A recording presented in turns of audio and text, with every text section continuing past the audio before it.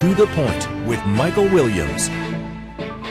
Good morning. This week, my guest, Palm Beach County Democratic State Senator Lori Berman. Last week, my guest was Treasure Coast Republican State Representative Toby Overdorf. And you'll be able to find both the interviews on our To The Point page on WPTV.com and to watch both of them in full. Senator Berman, thank you for being my guest this week. The Republican then, the Democratic view now, as we're well past the halfway mark of the legislative session. Republicans have a supermajority, so any legislation they want to pass, they are passing. We'll begin with the new abortion law. After 6 weeks, no abortions in Florida. It was 15 weeks, now 6. Your response to the news that's not only making news around Florida, but around the nation. Thank you so much for having me on, Michael. We just finished our 6th week of the 9-week session, so we just hit the 2/3 mark, and lots of legislation has passed, and unfortunately, last week, the Senate passed the abortion bill, and this week, yesterday, or the other day, the House passed it, and the governor signed it into law immediately on Thursday evening at 10 o'clock at night. It sort of surreptitiously, it was signed. So I think why he signed it at 10 o'clock at night has to do with the specifics of the abortion ban. So we had, last year, we changed our laws in the state of Florida and made a 15-week abortion ban. And From we were 24. Told, correct. And we were told that was the moderate viewpoint. Now we've gone to 6 weeks, which is clearly an extreme viewpoint. It's not supported by most Floridians, certainly not supported nationwide also. I think the number is something 60 or 70% say we should not have a 6-week abortion ban. It is to the point where it's a de facto ban because people don't even know that they are pregnant. It is 6 weeks from the time of your last period. So it is really, you probably are only actually 2 weeks pregnant at that point in time.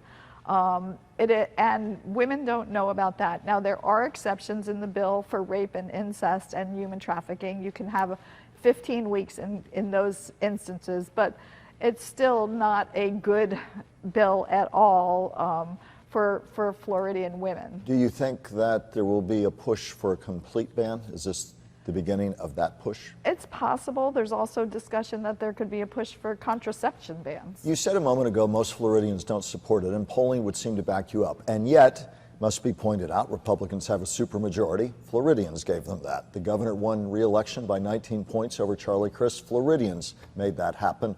And they will argue that they're doing the will of Florida voters. And Republicans have argued that Democrats don't want to talk about, or those who oppose this law, the fact that all life must be protected, including the life of the unborn. How do you respond to that specific argument of the bill sponsors and those who say, wait a minute, if we're going to protect life, we have to protect the life of the unborn?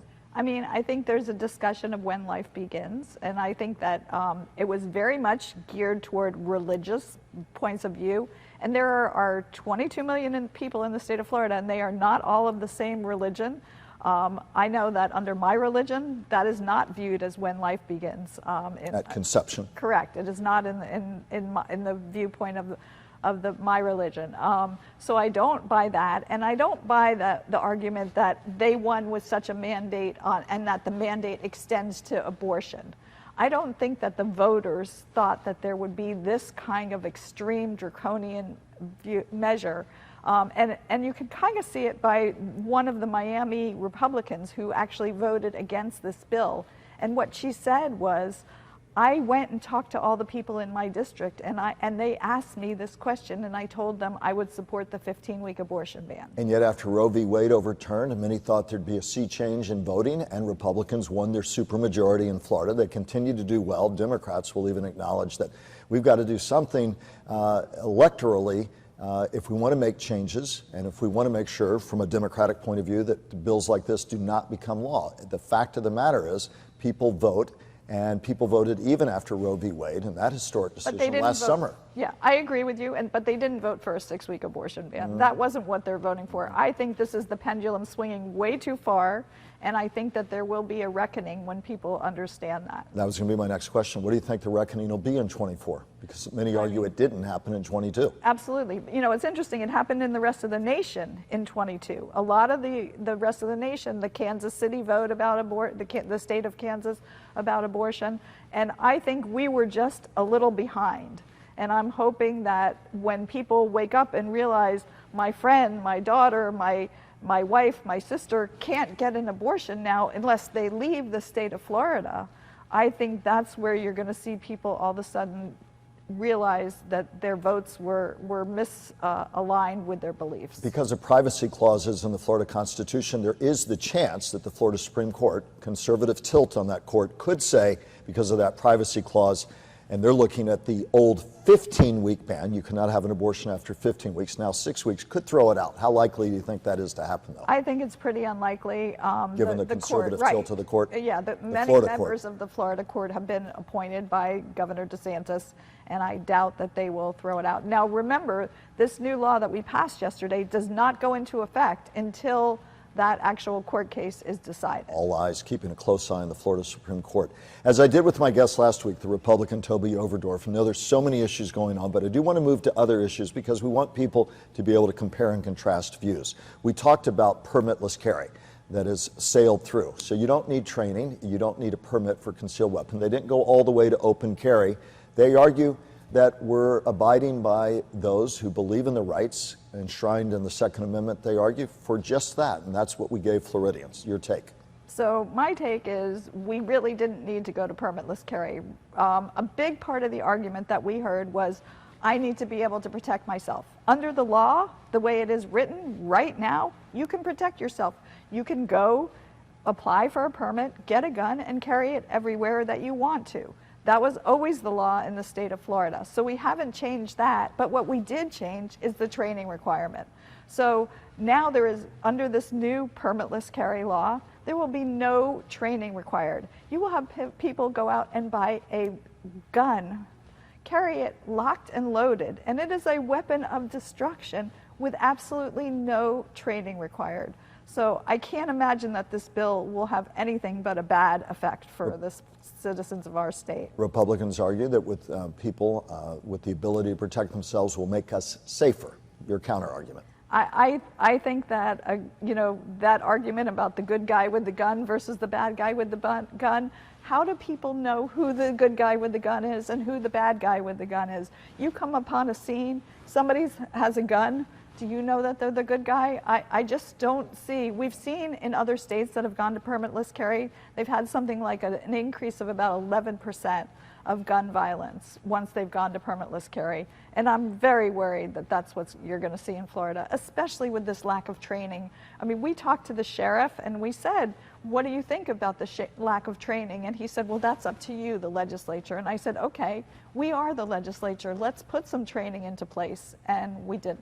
Do you believe there'll be a push? There was, but it didn't go very far with the Senate president to roll back the rules of the law that was signed into law by former Republican Governor Rick Scott after the horrific events of Parkland in February 2018 that said you had to be 21 to buy a firearm. There was a push, didn't go anywhere. Do you think that's going to be the next stage, to roll back purchase from 21 to 18? I don't think it will happen this year, but it's very possible it could be on the agenda for next year. I want to talk about another major topic, education vouchers, universal vouchers. Anyone can get them. Republicans argue that the poor, the economically disadvantaged, will still have first in line status to get those vouchers, but they say this is the culmination of a school choice effort that really began with former Republican Governor Jeb Bush. And their argument is, how can you argue in a world where we're all used to choice every single day that you don't want as much choice as possible in education, and that vouchers will give people that ability, that choice?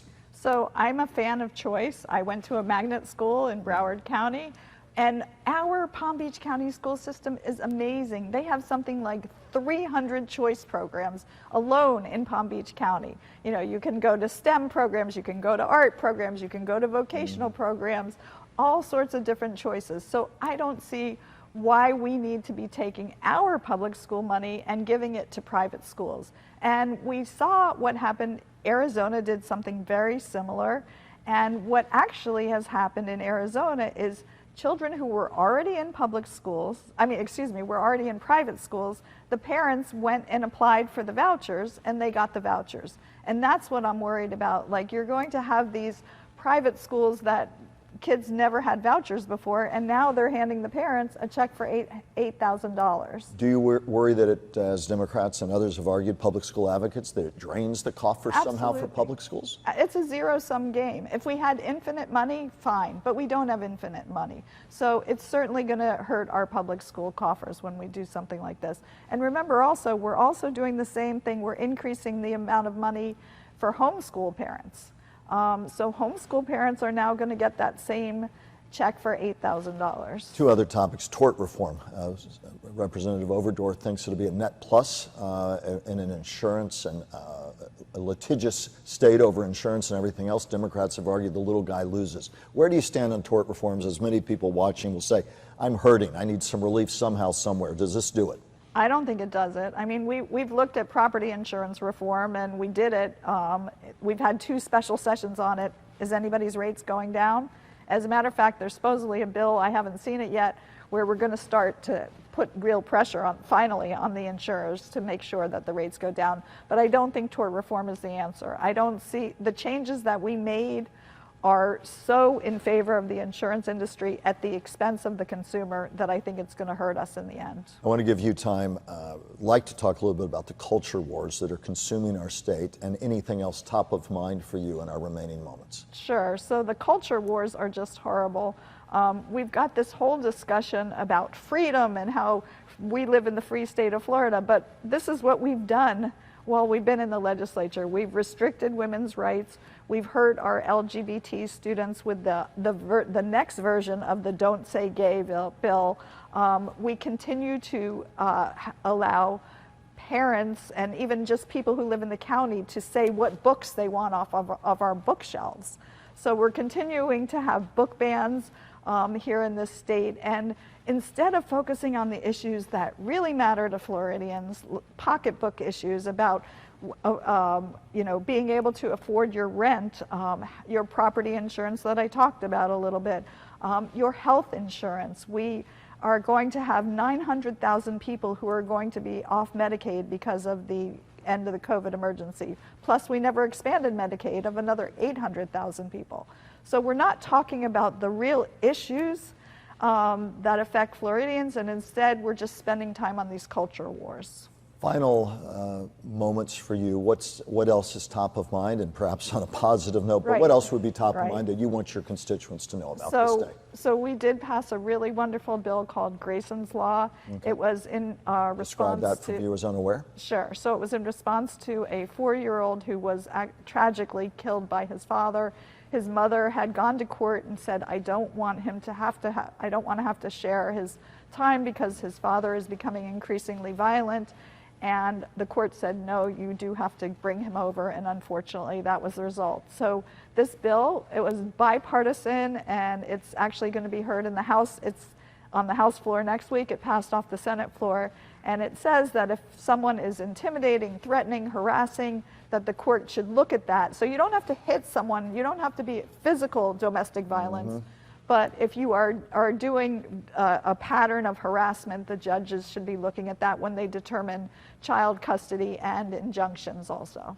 Democratic State Senator Lori Berman from Palm Beach County, so much we could talk about. We'll have you back at the end of session, but on some of the key issues that we have been hearing about, we appreciate your perspective. And as I said, we on our To The Point page can hear your interview in full, and that, and thank you so much, Senator Berman, and that of Republican State Representative Toby Overdorf, who was our guest last week. Up next, the Roundtable and Brian Crowley.